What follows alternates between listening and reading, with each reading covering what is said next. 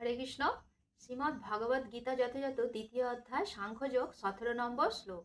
অবিনাশী তু তদ্বিদ্ধি যেন সর্বমিদং ততম বিনাশম অব্যয়স্য ন কশ্চিৎ কুতুর্মহর্তি। গীতার গান। অবিনাশী সেই বুঝো সর্বত্র বিস্তার, যাহার হয় দেহ মহাভার। ক্ষয় ব্যয় নাহি যার কে মারিতে পারে, অমরের মার কিবা করহ বিচার। অনুবাদ। যা সমগ্র শরীরে পরিব্যাপ্ত হয়ে রয়েছে তাকে তুমি অবিনাশী বলে জানবে। সেই অব্যয় আত্মাকে কেউ বিনাশ করতে সক্ষম নয়। তাৎপর্য। এই শ্লোকে আরো স্পষ্টভাবে আত্মার প্রকৃত স্বরূপ ব্যাখ্যা করা হয়েছে। এই আত্মা সারা দেহ জুড়ে বিস্তৃত রয়েছে, যে কেউ হৃদয়ঙ্গম করতে পারে। সমগ্র দেহ জুড়ে কি বিস্তৃত হয়ে আছে সেটি হচ্ছে চেতনা। প্রত্যেকেই তার দেহের সুখ ও বেদনা সম্বন্ধে সচেতন। চেতনার এই বিস্তার প্রত্যেকের তার নিজের দেহেই সীমাবদ্ধ, কিন্তু একজনের দেহের অনুভূতি অন্য আর কেউ অনুভব করতে পারে না। এর থেকে বোঝা যায় এক একটি দেহ হচ্ছে এক একটি স্বতন্ত্র আত্মার মূর্ত রূপ, এবং স্বতন্ত্র চেতনার মাধ্যমে আত্মার উপস্থিতির লক্ষণ অনুভূত হয়। এই আত্মার আয়তন কেশাগ্রের 10 সহস্র ভাগের 1 ভাগের সমান বলে বর্ণনা করা হয়েছে। শ্বেতাসত্তর উপনিষদে প্রতিপন্ন করা হয়েছে, কেশাগ্রকে শতভাগে ভাগ করে তাকে আবার শতভাগে ভাগ করলে তার যে আয়তন হয়, আত্মার আয়তনও ততখানি।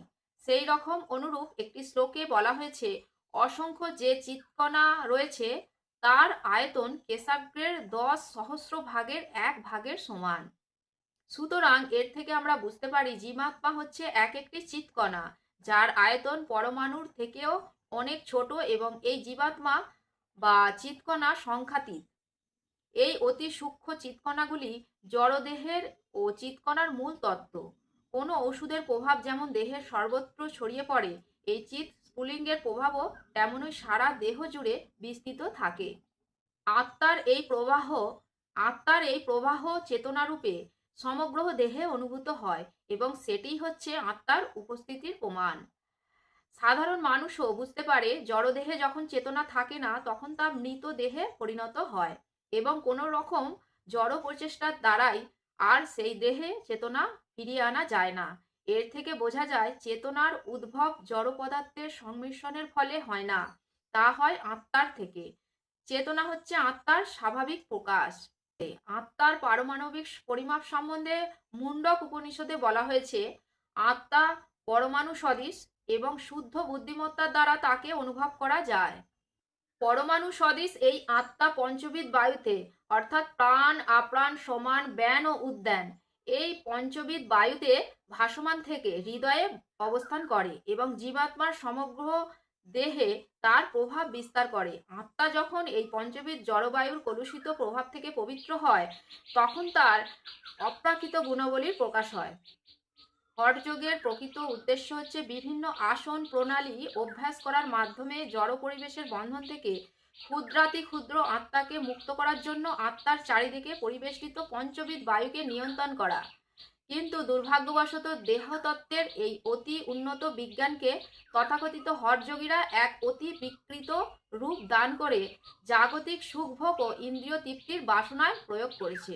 সমস্ত বৈদিক শাস্ত্রে বলা হয়েছে জীবাত্মার পরমাণু সদৃশ। সুস্থ বুদ্ধিমত্তা সম্পন্ন যে কোনো মানুষই উপলব্ধি করতে পারে যে আত্মা হচ্ছে পরমাণু সদৃশ চিৎকণা। যারা বলে থাকে যে জীবাত্মাই হচ্ছে সর্বব্যাপ্ত বিষ্ণু তত্ত্ব, অতি সহজেই বোঝা যায় যে তারা বিকৃত মস্তিষ্ক সম্পন্ন অপ্রকৃতিস্থ মানুষ। পরমাণু চৈতন্য বিশিষ্ট জীবাত্মা কোনো একটি বিশেষ দেহের সর্বত্র পরিব্যাপ্ত হতে পারে, কিন্তু জীবাত্মা কোনো অবস্থাতেই সর্বব্যাপ্ত বিষ্ণু তত্ত্ব হতে পারে না।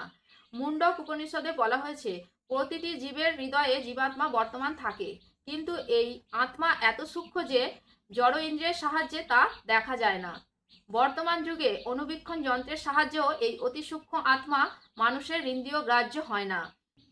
তাই আধুনিক যুগের তথাকথিত বৈজ্ঞানিকেরা হঠকারিতা করে আত্মার অস্তিত্বকে অস্বীকার করে, কিন্তু সুস্থ মস্তিষ্কে চিন্তা করলেই আত্মার অস্তিত্ব সম্বন্ধে সমস্ত সন্দেহের নিরসন হয়। কারণ জীবের হৃদয়ে আত্মার সঙ্গে একসাথে অধিষ্ঠিত থেকে পরমাত্মায় জীবকে পরিচালিত করেন। তাই আপাতদৃষ্টিতে দেখা যায় জীবদেহের সমস্ত কার্যকলাপ হৃদয়ের দ্বারা পরিচালিত হয়। যে সমস্ত রক্তকণিকা ফুসফুস থেকে অক্সিজেন বহন করে তারা তাদের শক্তি আহরণ করে আত্মা থেকে। আত্মা যখন জড়দেহ ত্যাগ করে চলে যায় তখন রক্ত সঞ্চালন, শ্বাস প্রশ্বাস আদি দেহের সমস্ত ক্রিয়াগুলি বন্ধ হয়ে যায়। চিকিৎসা বিজ্ঞানীরা রক্তকণিকার এই গুরুত্ব স্বীকার করে থাকে, কিন্তু সমস্ত শক্তির উৎস যে আত্মা তা তারা বুঝতে পারে না। কিন্তু তাহলে তারা স্বীকার করে যে হৃদয় হচ্ছে দেহের সমস্ত শক্তির কেন্দ্রস্থল। আত্মার এই পারমাণবিক চিৎকণাগুলিকে সূর্য কিরণের অণুর সঙ্গে তুলনা করা হয়ে থাকে। সূর্য কিরণের মধ্যে অসংখ্য প্রভাময় অণু আছে। সেই রকম পরমেশ্বর ভগবানের বিচ্ছুরিত চিৎকণাগুলি পরমেশ্বরের জ্যোতির পারমাণবিক কণা স্বরূপ, যাকে বলা হয় প্রভা অর্থাৎ উৎকৃষ্টা শক্তি। সুতরাং বৈদিক তত্ত্ববিজ্ঞান কিংবা আধুনিক বিজ্ঞান যা কিছুই অনুসরণ করা যাক, দেহের মধ্যে আত্মার অস্তিত্ব কেউ অস্বীকার করতে পারে না। আত্মা সম্পর্কিত এই বৈজ্ঞানিক তথ্য পরম পুরুষোত্তম ভগবান স্বয়ং ভগবদ্গীতায় সুস্পষ্টভাবে বর্ণনা করেছেন। হরে কৃষ্ণ। জয় জগৎগুরু শিল প্রভুপাদ কি জয়।